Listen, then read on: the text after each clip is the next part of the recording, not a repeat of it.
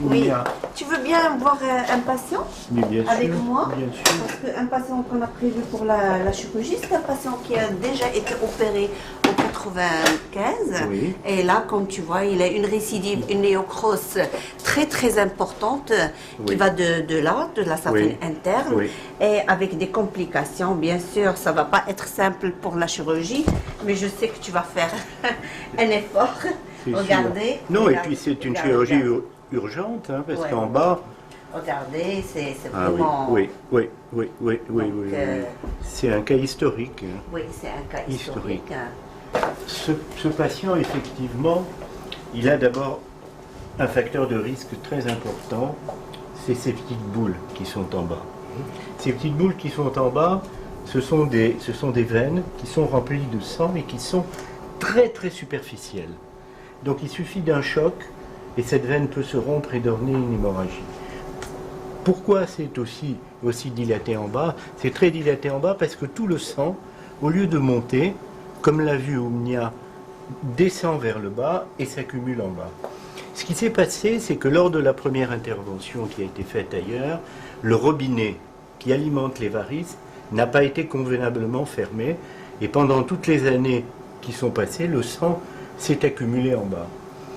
Donc, avec le repérage que vient de faire le docteur Benkiran, on a le tracé exact de la totalité de la veine avec le sang qui descend jusqu'en bas et qui vient dans ces petites boules.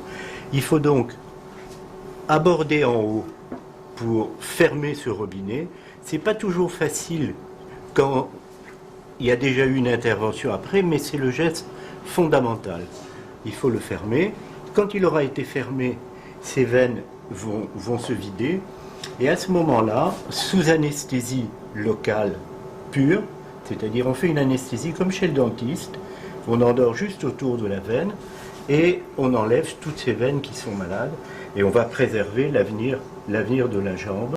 Donc, on ne peut pas laisser très longtemps le patient debout parce que dans les varices, ce qui se passe, c'est qu'une partie importante de la masse sanguine, du sang, descend en bas et donc la tension baisse.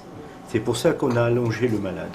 C'est un malade qui vient de province, dont la situation est assez préoccupante. Le temps de le programmer, qu'il voit l'anesthésiste, qu'on fasse tous les examens sanguins et qu'on le prépare psychologiquement à cette intervention.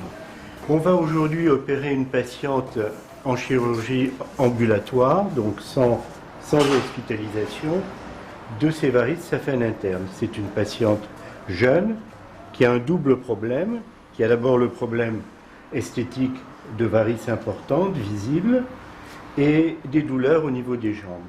دونك لا ما تخلعي والو لان عرفتي ان البلج غادي نديروه غير محلي ما تخلع حتى شي حاجه ان شاء الله كل شيء غادي يدوز بخير وعلى خير ومن بعد البلوك ان شاء الله غادي توقفي على رجليك ويمكن لك تمشي لدارك ما كاين حتى مشكل دونك جو فو كونفي الدكتور غابرييل.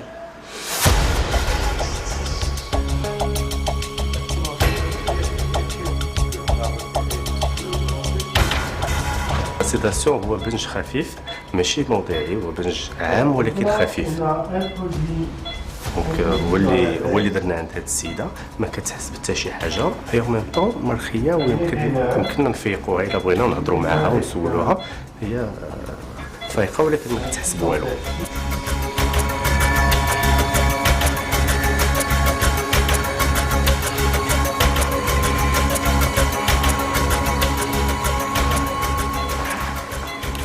لاباس؟ مزيان؟ ما كاين لا حرق لا والو. الله بخير صحه وسعاده. الحمد لله كلشي غادي مزيان، قربنا نساليو. داكور؟ الحمد لله. يلاه اسمع الموسيقى ديالك. دونك ما كاين لا حرق حتى شي حاجه، السيده فايقه وكتسمع موسيقى باش ما تبقاش مخلوعه. الحمد لله كلشي غادي مزيان.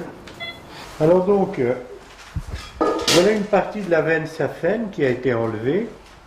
Donc vous voyez le fil qui a permis de la retourner. Elle est vide, il n'y a pas une goutte de sang grâce à l'anesthésie locale.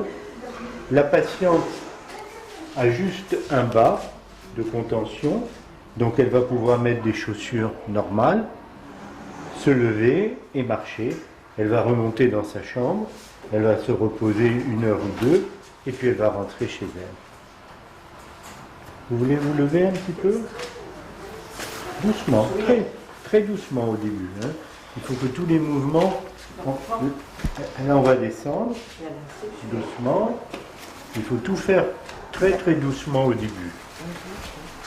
Voilà. Voilà, attention. Voilà.